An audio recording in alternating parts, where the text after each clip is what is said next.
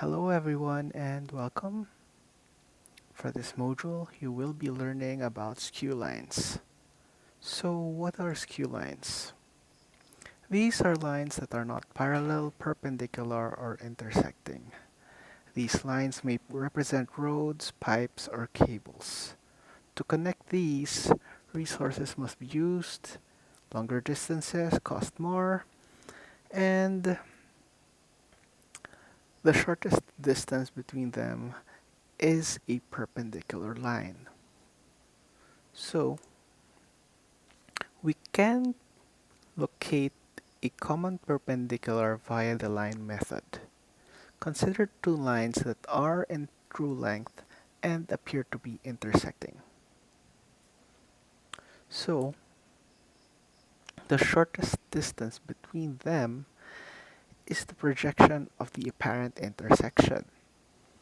So it will be seen as a point view at the top view, and this would be projected downwards in true length. So what if we rotate this given so that one line is in point view?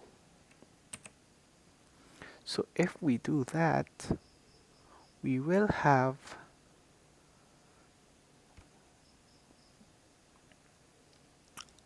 a line that is in point view, and if we consider your high school geometry, the shortest distance between that line and the point, or point view rather, is a perpendicular line. So, consider further the perpendicular method, or the common perpendicular method, is named as such because the shortest distance is perpendicular to both lines, meaning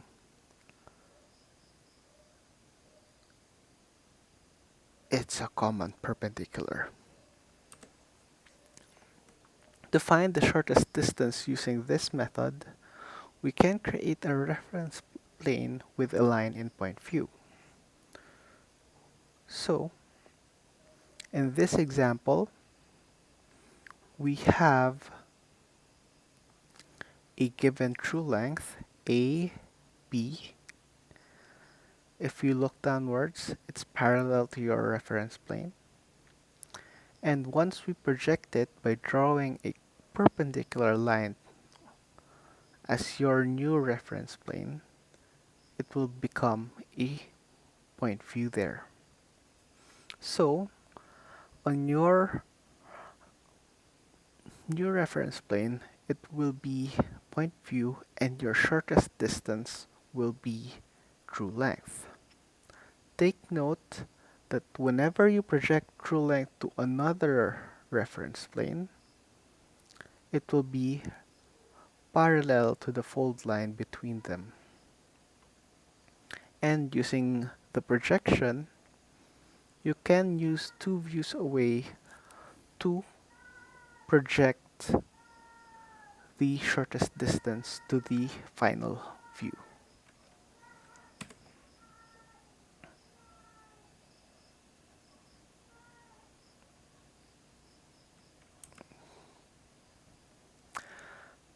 So, we can also consider having a constraint. In this scenario, it has to be level. So think of a bridge.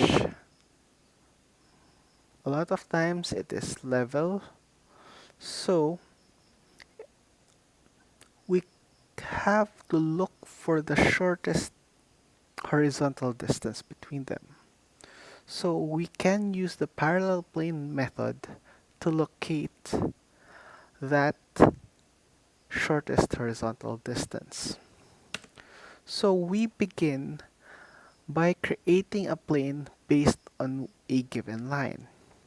This plane should be parallel to the other line. So for this particular example, you see A,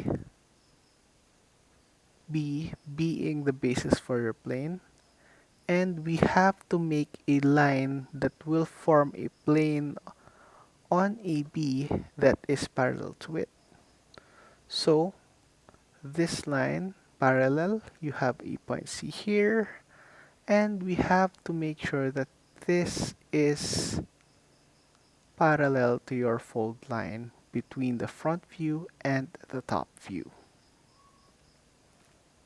Next, we project it upward, and it still has to be parallel to, rather, your drawn line must be parallel to 1, 2.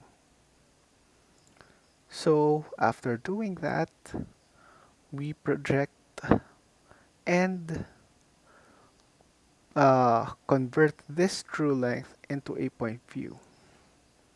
Once that's done, the, the drawn point becomes coincides with your point A, and you see these two given lines as parallel.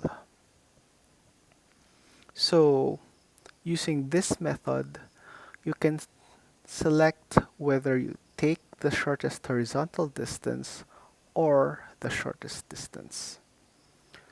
So if we want to look for the shortest horizontal distance, we draw ARP3, which is perpendicular to the fold line between ARP1 and HRP.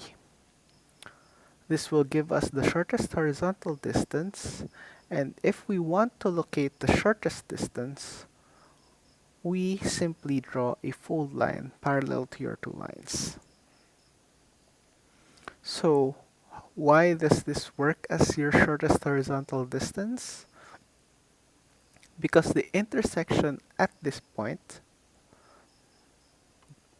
you can consider it as a shortest horizontal distance in point view, becomes projected in true length here.